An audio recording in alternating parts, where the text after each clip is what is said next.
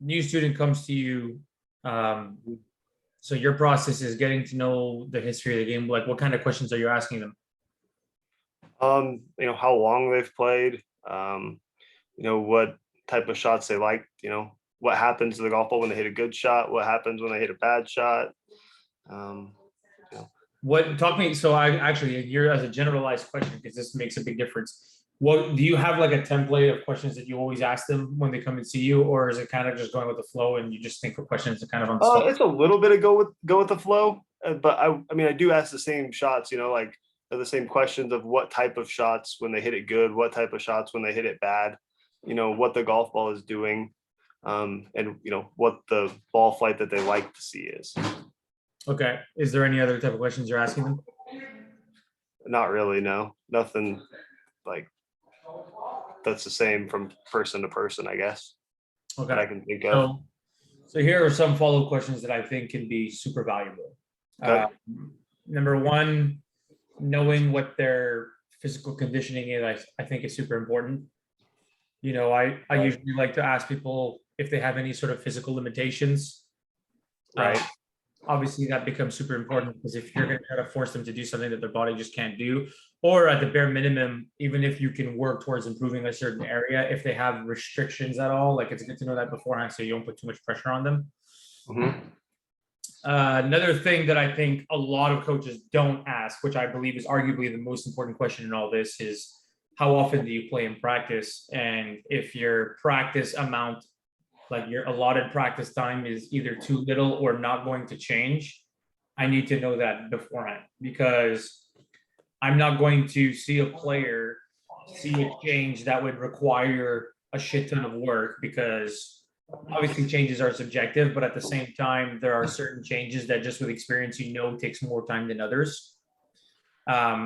I need to know beforehand if the person's going to tell me that, hey, I practice once a month and that's not going to change because my schedule doesn't allow for it or because I fucking hate practicing. Well, I certainly won't give you a change that requires maybe a little bit more patience and a little bit more time.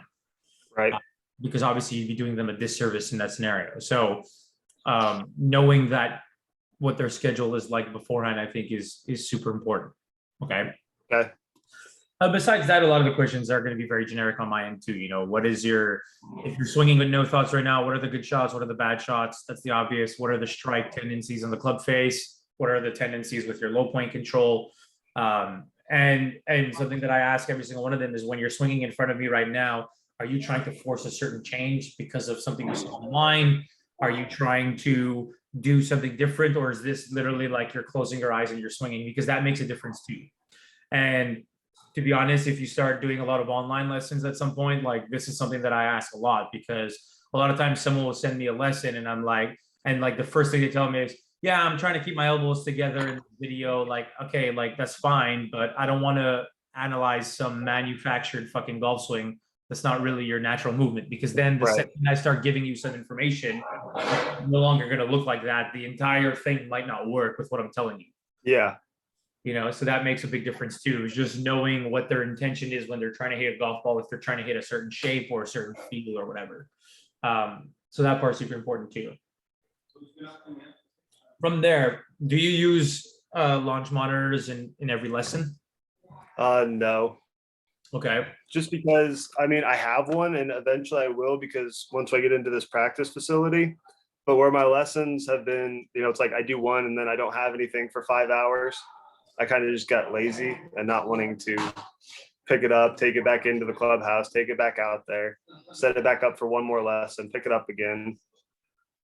And it's probably just a little bit of being lazy, and I don't trust it to leave it out there. So, fair enough. Everybody, obviously I don't know what your setup is like, so I'm not going to comment on that. But, I really don't think a launch monitor is necessary for most golfers. I would say, I was just about to say, I think like the caliber of player that I'm helping 90% of the time, doesn't necessarily it's not necessary. Right. So I'm a big believer of justifying things with data as an added point of reference. But, look, do I think everybody can benefit from having a TrackMan behind them when they're practicing? For sure. Assuming there's someone with expertise who knows how to read the data and how to figure out how the data is being created. So I wouldn't tell a regular golfer to go practice on a TrackMan. They're going to get fucking lost and overwhelmed. Right. But if I'm there and the trackman's there and they're practicing, even if they're a 40 handicap, it could be helpful just to justify like, hey, your path is really far this way because of so and so in your golf swing. We're trying to change it. If we work on this, you'll see the numbers trend in this kind of direction. And so like it's just an additional point of reference for them of like they hit a ball and they're like, oh fuck, okay, I'm seeing this. Like, yeah, I'm seeing the ball flight, but I'm seeing the numbers actually change in terms of what you're doing too. And if you give them a little bit of a confidence boost too, because then it's like, oh, the numbers are directly changing towards the direction that he told me it would beforehand. So okay, I guess this guy kind of knows what he's talking about. It gives you like a little bit of a reassurance for them when you're coaching them, you know? Right. When I have noticed that when I do use it, and if it's somebody that a little bit better player that I work with often enough, then I'll bring it out a little bit more. But I'm looking forward to having the facility set up where I don't have to mess with that stuff, and it's always, turn on and ready to go. I mean, don't get me wrong. If I'm teaching, golfers who shoot 110 every day or 100, I certainly wouldn't be bringing it outside every single day. There's no point.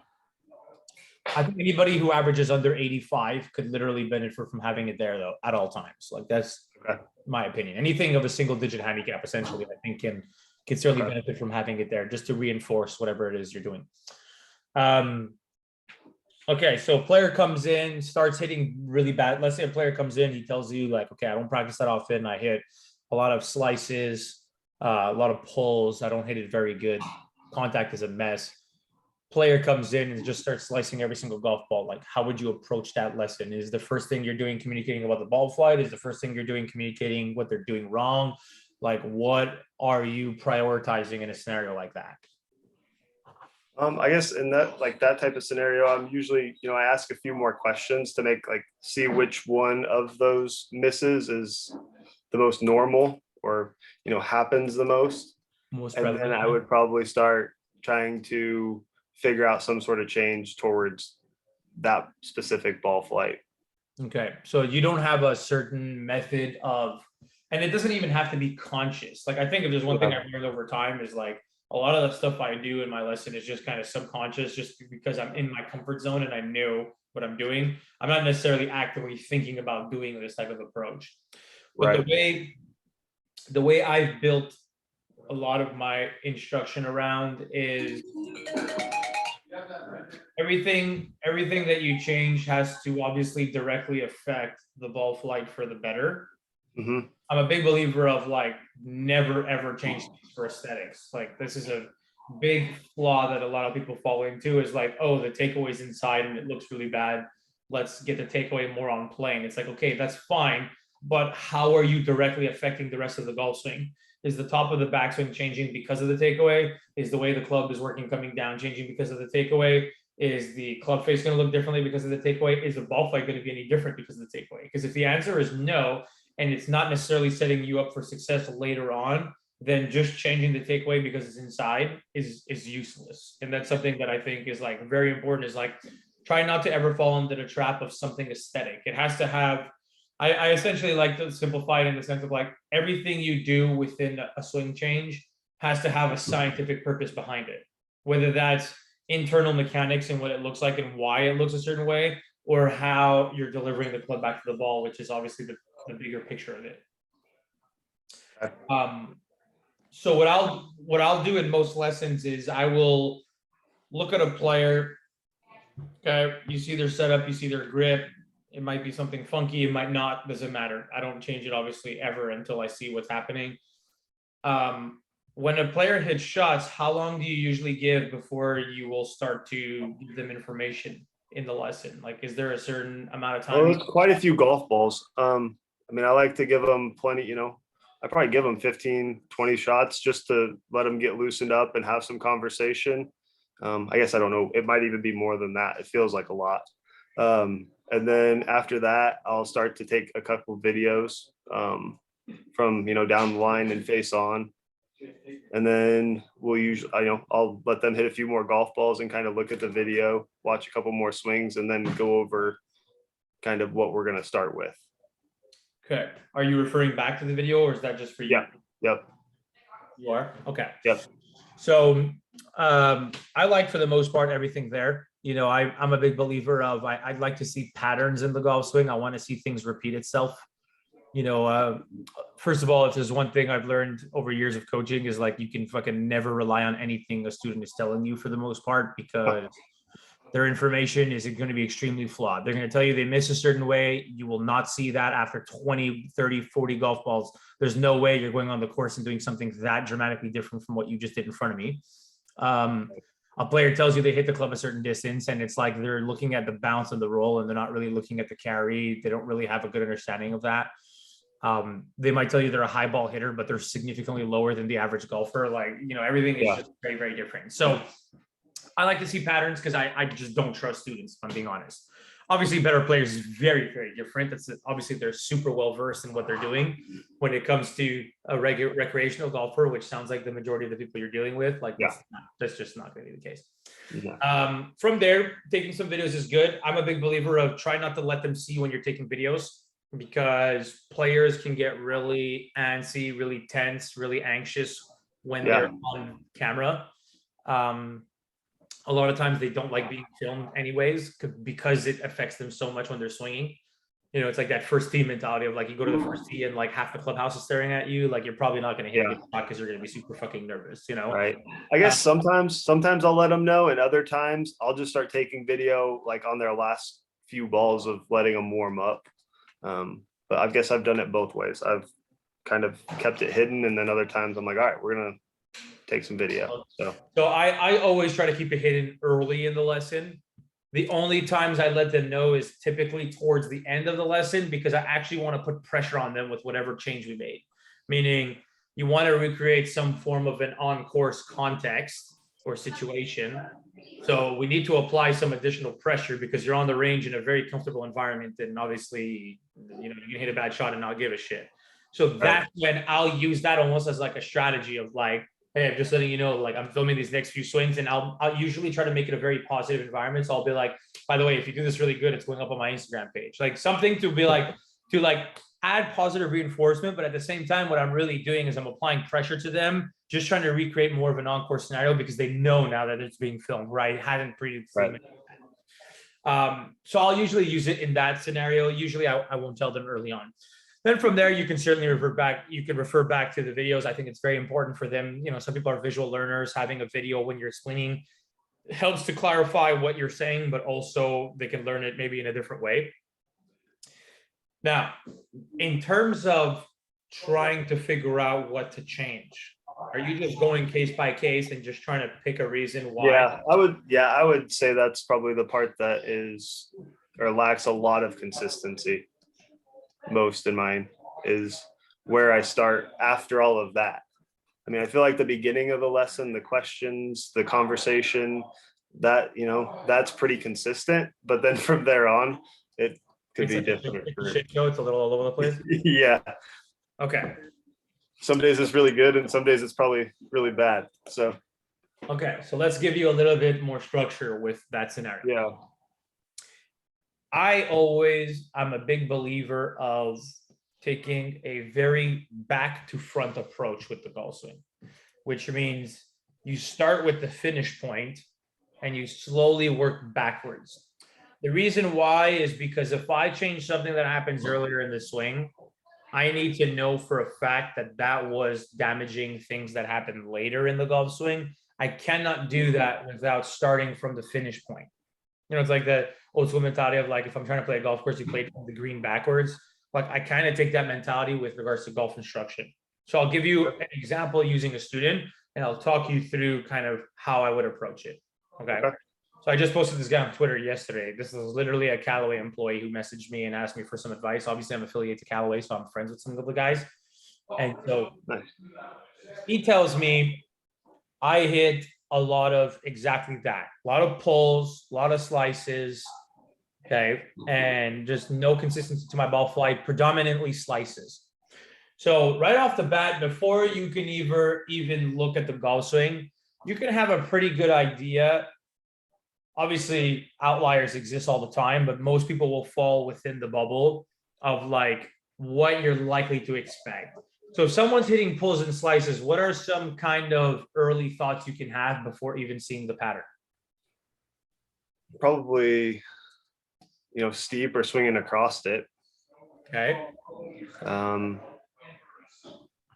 So a very obvious path issue that can get yeah. far left. Yep. Okay. If it's predominantly slices, what's likely to going to be the case with the club face? Open club face. Okay. So already before even going into it, with the questionnaire you have, you can start forming some idea of what it's likely going to be. Now, every so often you'll have a guy who completely surprises you and it's like, oh, that's nothing what I was expecting. But you could have some level of an idea. Okay. Okay. Now, that means we're going to go to the finish and we're going to say, okay, this golfer pulls and slices. Let's slowly work backwards. What's happening with his body here at impact? Does he have a rotation through the ball? No, he's stood up a lot. So he's got a lot of early extension. Early extension. Yep. Okay. What has happened with his wrist angles right now through the golf ball? Is he creating shaft lean or is he scooping the fuck out of it? Scooping. Right. So now you're starting to see, okay, he hits pulls and slices. We're working backwards a little bit. We see that at impact, he completely stalled. We see that he completely scoops his wrist, which means he's prematurely releasing his wrist angles, which usually goes hand in hand with the early extension. Now we got to take a step even further backwards and we say, okay, we formed an idea of what's happening at impact. He's obviously stalling and early extending. He's obviously scooping the ball. Why is he scooping the golf ball? Well, let's take a step backwards and see here. Is his club coming down very steep? Not that bad. Exactly. So now you're starting to say, oh, okay, so his path is left. He's hitting pulls and slices, but he's not actually that steep coming down into the golf ball. The club face is certainly pretty open, certainly more open than I would like to see it. Yeah. But the plane of the club into the golf ball is not necessarily a problem here. So why is he stalling and early extending if the plane of the club here is not a problem? Well, let's take a step backwards and now we'll figure out your answer. This is why we take a back to front approach on this. Now we start working backwards and look at where his pattern was when he stopped at the top of the backswing. So what stands out to you the most right now? The open club face and probably how laid off that is. Okay. So you see a pattern where the club is obviously very laid off. Yeah. We see a pattern where the club face is obviously very open. And we see now that if we take this and then go forward just a little bit, is his club shallowing or is it steepening starting down? Shallowing. Stop. Huh? I'm gonna show you.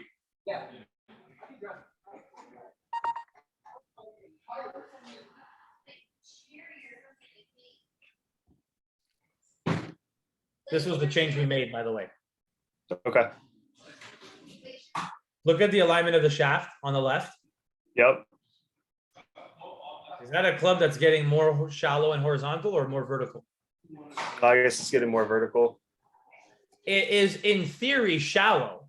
When you finish later on here at this point, in theory, this looks shallow. The reason why I never ever analyze a still image of a golf swing, and I get them a shit ton to my messages and to Twitter and whatever, and I will never analyze them, is because a still picture never tells you the whole story. He, in theory, has a club that doesn't look that steep. But when you work backwards, you start to see that it's not the shaft angle that's the issue. It's the direction the shaft is moving that's the issue. Okay. So Right. I have an alignment of a club that points there. Now, obviously, the face angle is open and he can afford to either change something to his wrist mechanics or just very simply strengthen his grip to get the club face better, right? Like the toe obviously hangs down. Yeah.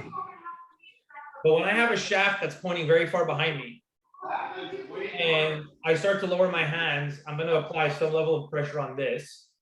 And that is going to gradually steepen my club head. Well, I look like I'm in a decent position coming down, right? Right. So I look like when I'm coming down, I'm in a decent spot here. But what you don't see is I got here with a club that's pointing very behind me, and this club head in theory is starting to work more and more in front of me. It looks pretty good here, but if I can rotate with the direction this club is going, which is going this way, right? Because it was so laid off, it's starting to work in this direction. So I'm here and the club's starting to work in front of me. Where is this club going to go if I continue to rotate? Yeah, way out. Way out. So now here's the $1 million question. Why does it not get way out in front of him through the golf ball? Because it doesn't actually get way out in front of him through the golf ball if you actually look at it. So the question is, why doesn't it get way out in front of him here? Why is this club head not like way out here? Because of the early extension? There you go. So now you understood where his ball flight tendencies were. You start to revert backwards. You saw that he had early extension. That's logged into your mind. Checkpoint. Now we start to work a little bit backwards. We see that his club face is obviously open. That's a very clear-cut problem that you can change. That's low-hanging fruit shit, right? Yeah.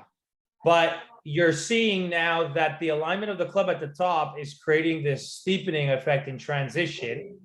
As soon as his club starts to steepen, he can either do one of two things from here, because this club looks decent, but what you don't see is this club is not dropping this way. That club is working in this direction. Right? Right.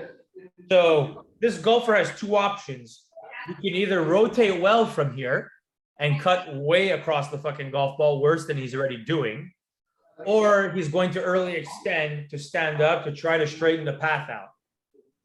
Obviously, his face angle is open, so he's still going to slice it, but he can straighten the path out. Right. So what you are noticing now is you learned beforehand that there was an early extension problem. Now, when you're working backwards, you're seeing the reason for the early extension. Right? Right. I can look backwards from here and say, you know, club face is open here. He's got some forearm rotation in his takeaway. Okay, fine. You know, his body loads, but it doesn't load a ton. Fine. But really, the main issue here is really the top of the backswing. So you can go all the way back to the setup and you can simplify this down and say, okay, the top of the backswing is a very obvious problem that's creating a poor transition because it's too extreme. Let's change that area. So the way you're going to analyze the golf swing is you figure out ball flight. You work backwards from ball flight and you see some tendencies at impact.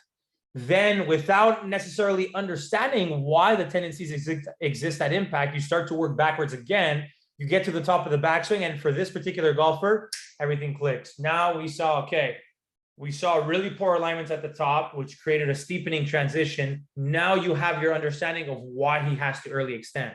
Because if this club head works in front of me and I try to rotate, rotating wants to bring this thing in front of me. If I'm already bringing it in front of me and I'm rotating, that thing is going to cut so far across the golf ball, I got no chance. So to give me a chance, I now have to early extend up. Does that make sense? Yeah, it does. Right? So now we look backwards. Let's go back to the other pattern. Now you saw, okay, here's his before, here's his after. What are the things that stand out the most of his swing change?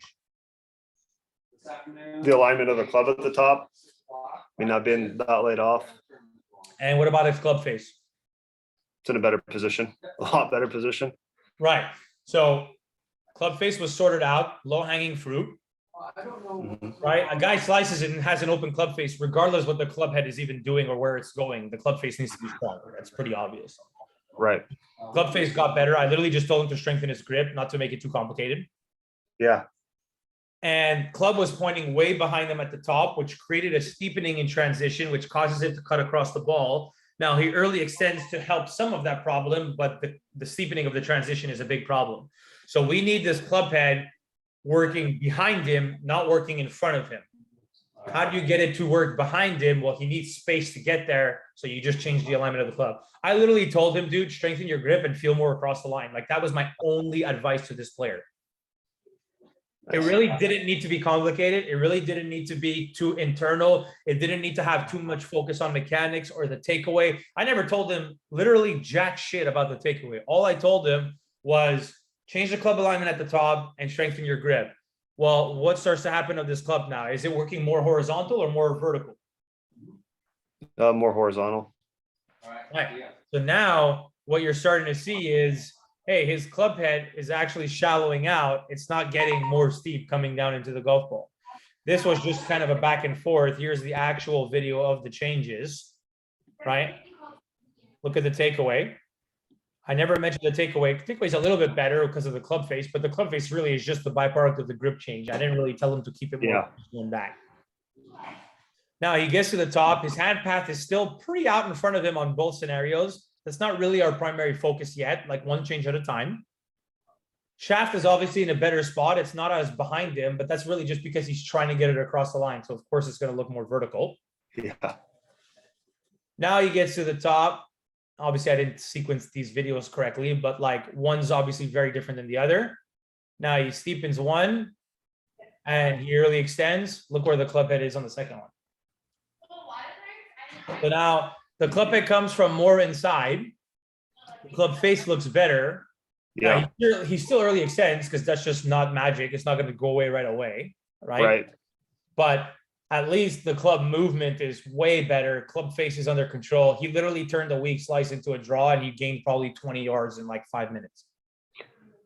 And it was through 2 points of advice. But the reason why it was that simple was because I pinpointed exactly where the root cause of the problem was by just working backwards. You see the slice, you see the open face. Let's keep working backwards. You see the early extension. Let's keep working backwards. Why do you early extend? Because you're cutting across it. Why are you cutting across it? Because the club is laid off and it's steepening. Now I work backwards. I figure out exactly where the problem was. We can isolate now where the problem is. Everything else gets sorted out on its own. Does that make sense? Yeah, it does. I like that. I don't know that I've ever worked backwards through a video like that. To me, if you do that, you will never, ever have surprises with any student that you ever work with. And it makes a lot more sense, really. Okay, so here's another golfer. I don't know why the video came out messed up. Give me 2 seconds and I'm just going to get this video fixed. So here's a very different golfer because now you're going to notice that the root cause and the specific place of the root cause of the problem is very different. Okay, so let me just edit this video here and I should be able to show you that in 2 seconds. Sorry about that. Okay, so this should be good. Perfect. I don't know why. Sometimes Instagram lets me upload videos and then sometimes like they come out sideways when I edit them. I don't know. It's so confusing. Like I'm uploading the same video. Once it's going to be sideways, like what you're seeing here, and once it's going to be straight. It makes literally no sense. Look, the next one's going to be straight. Explain that to me. Technology. I know. Okay, so this golfer hits the biggest push cuts off the planet. Okay, let's go really forward. I don't want you to look. Stop looking for a second so that you don't see the actual swing. Okay, let's go to the finish. Okay, so it's the biggest push cuts off the planet. Let's again take a very back to front approach on this pattern. What stands out the most here so far? How's his body movements through the ball? That club is really vertical. Super upright handle. Yeah. That's like number one thing that stands out here. Hits, push cuts, super high handle delivery, right? Yep.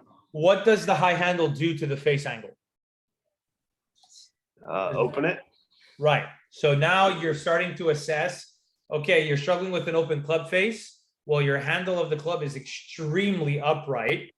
Okay. How can we go about trying to fix this? Okay. So now let's work slowly backwards. Hits big push cuts. Where is this club coming from? Outside or inside? Outside. Right. So now you're starting to learn, why does he have a high handle? Well, because that's his way of trying to straighten out his path a little bit. right? Right. If I take this outside club, let me give you a visual reference of this, and then we'll go back to the video. If I take a club head that you saw was outside late in the golf swing, this way, and I rotate and don't deliver a high handle, what's going to happen to my path? Going left. Yeah, going across. Right. Well, if I take this exact same pattern, but now I deliver a high handle, what can I do to my path? Straighten it out a little bit. Right. So if you saw a golfer like this on the launch monitor, you would see that his path actually isn't that bad, all things considered. The problem is what you don't see on TrackMan, which is why I only like to use it as a reference point, not as an absolute. You don't see that his path is zeroed out, but it's only zeroed out because he's delivering such a high handle. You take the high handle out of it, and his path is working really left pretty instantly, right? Right. Now you're seeing a push cut problem. We're working backwards. Let's go back to the video. We're working backwards. We see a push cut problem. We see a high handle delivery at impact. So now it's like, oh, we see a reason why you could be hitting push cuts. Let's keep working backwards. Okay. Why does he have the high handle? Because the high handle obviously is opening the face, but we need to know why the high handle exists. Okay. We work backwards. Okay. The high handle. Well, I can see that the club head's on the outside. So that's a pretty obvious tell. Now let's keep working backwards. What's the next question? Why is the club head on the outside? Right? If we can fix why the club head is on the outside, we can fix why he's delivering the high handle. We can fix the push cuts. You see how working backwards is starting to figure out a chain reaction of solutions for me? Yeah, it does. So now let's say, okay, why is the club head on the outside? Because that can really help me out. Well, oh, damn. What's happening to his club head here? Is this shallow or steep? Steep. Okay, so now we know he hits push cuts. We work backwards. The high handle is opening the face, which is leading to the push cuts. We work backwards. We see that the club head falls outside the hands because it's very steep coming down. So now we're starting to understand, hey, step one leads to step two, leads to step three. If we can get rid of this super upright shaft, we can get rid of why he high handles, which can get rid of the push cuts. Do you see how working backwards can teach me so much information here in this scenario? Yeah, I do. Right? Super beneficial to always work towards the end and then pull yourself back towards the beginning. Okay. Yeah. What do you think about this top of backswing?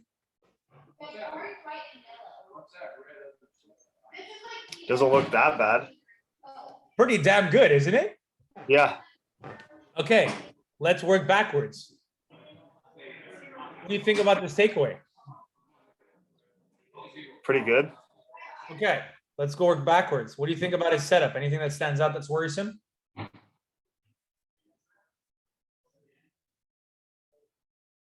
No. It's a trick question. There's nothing that stands out that's too worrisome. Okay. Obviously, we can always make setup positions a little more efficient, but like overall, it's pretty good. Yeah. So you're seeing now that his setup's pretty good. His takeaway looks pretty damn good. Yeah. All the way up to the top looks pretty good. So if everything from P1, which is the setup, to P4, which is the top of the backswing, is pretty good, then where do you isolate the issue? When the club starts to move down. There you go.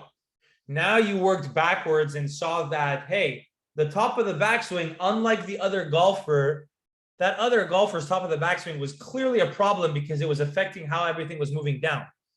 But this golfer here has his alignments at the top pretty damn clean. Everything looks pretty good. There's no real outstanding reason why I need to change the top of this golfer's backswing. Right? Yeah, no. So now, because you worked backwards, you saw where the problem was, you saw the ball flight issue, you saw why the ball flight issue was being created, you saw that the club was steep coming down, but we hit a point now, we hit a wall where as we continue to work backwards, his top of backswing alignments was primo. It's really good. So now we say, okay, now we can actually isolate where the issue is, because now we figure out that the root cause of the problem doesn't happen earlier because everything's pretty damn good to the top. So what happens coming down in transition here is very simply the problem. This is very extreme. He's got a very clear cut pull down. He's got obviously some poor forearm rotation coming down. right? He steepens the club, his arms work like this. Let's make this a little bit of a bigger screen. Like everything to the top looks pretty good. But then when he starts down, he just does this. So forearm works in some fashion this way, right? Club gets very narrow. Elbow on the trail side separates a little bit behind the body. Now we isolate the problem because going back to here, everything looks pretty good. There's no outstanding reason why his club should be that steep from here. From here, I would understand it because the club's going this way. From here, I got plenty of space for me to do this. It's not like I need to be coming down the way this golfer's coming down. So now we've isolated the problem and we started to figure out, hey, this looks pretty good, or wherever he is, somewhere in this area. But when he comes down, he does this. So all we need to do is now train him how to get there. And we isolate where the problem is. And the solution, the domino effect of that is you get the club in a better spot. His club head won't fall outside the hands anymore. If his club head doesn't fall outside the hands anymore, he won't need to high handle delivery it anymore. If he doesn't high handle it anymore, the face doesn't stay open, the path doesn't work left, everything doesn't become a big issue. And in his case, the high handle is making the path straight, but it's really just band-aiding the problem. Does that make sense? Right. Yeah, it does. So are you starting to see how like working backwards can really get you to guarantee where the root cause of the problem is? Yeah. Right? I'm not just because the second golfer is a little easy because the problem is you see the steep club and that's really where the issue is because the rest of the backswing is pretty good. But the first golfer, the club is actually shallow, but his path is way left without really understanding why. If you saw the downswing, you'd be like, well, it looks pretty good. Why is his path left? Well, what you don't see and why you need to work backwards is his path is left because everything's out there. And it's just going to want to work this way coming down. He early extends to offset the problem. But if you just saw the transition into the downswing, like we're starting to pick up on some tells here. Does that make sense? It does, yeah. Okay.